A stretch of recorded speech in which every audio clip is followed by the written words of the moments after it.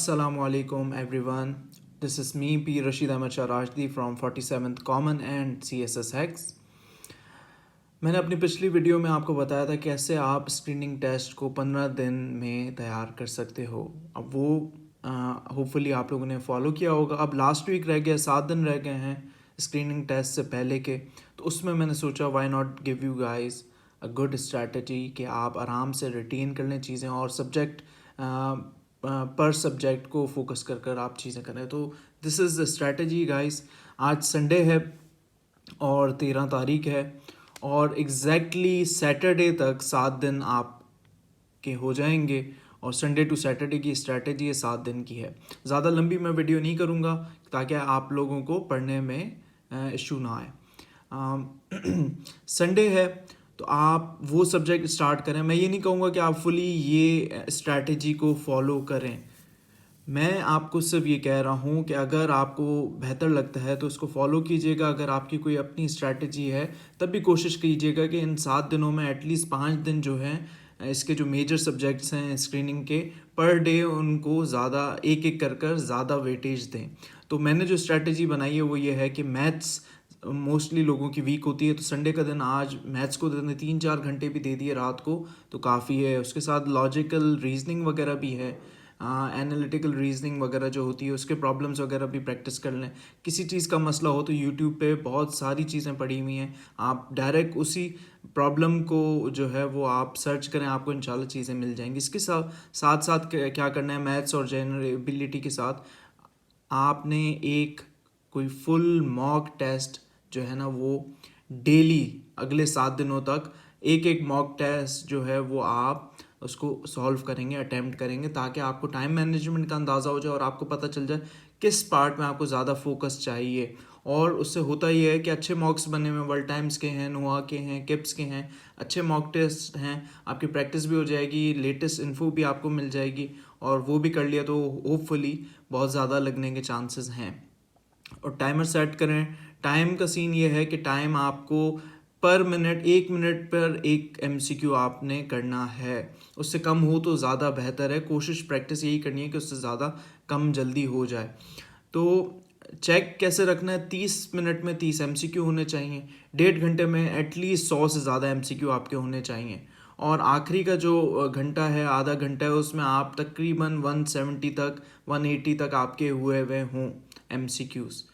तो अगर आपको ऐसे लग रहा है कि आधा घंटा आखिरी रह गया और आपके 70-80 रह गए हैं तो आप फिर स्पीड अप कीजिएगा और जल्दी जल्दी कीजिएगा। काइंडली प्लीज़ नेगेटिव मार्किंग नहीं, अटैम्प्ट काउंट नहीं हो रहा, जाकर दें, डरे नहीं। डर गए तो फिर मसला हो जाएगा, फिर ये डर कभी कभी आपके दिमाग से नहीं निकलेगा। अटैम्प्ट काउंट नहीं हो रहा, पढ़ा है नहीं पढ़ा है, जाकर स्क्रीनिंग दें, इंशाल्लाह आपका कॉन्फिडेंस बूस्ट होगा, देखिएगा।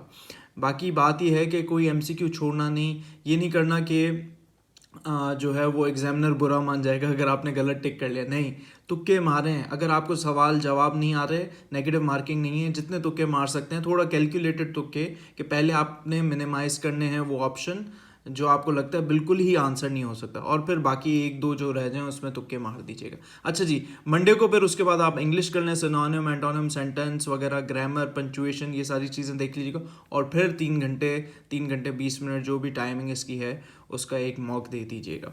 ट्यूसडे को करंट अफेयर्स देख लें, करंट अफेयर्स इंटरनेशनल जो ग्लोबल अफेयर्स होते हैं और फिर डोमेस्टिक पाकिस्तान अफेयर्स वगैरह, वो सारी चीज़ें कर लीजिएगा, मॉक टेस्ट दे दें। वेडनेसडे को इस्लामियत कर लें, आधा दिन उर्दू को दे दें थोड़ा बहुत, उसके जो है वो सिनोनिम्स कर लें, एंटोनिम्स थोड़े देख लें और जो मशहूर फ्रेजेस हैं, ईडियम्स हैं, वो देख लें, उनका मायने देख लीजिए।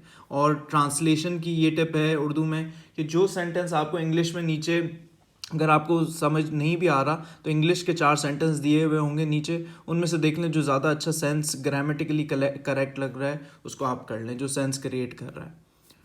थर्सडे आप जनरल नॉलेज कर लें और साइंस को टाइम दे दें, ये दोनों कर लें, मॉक टेस्ट कर लें।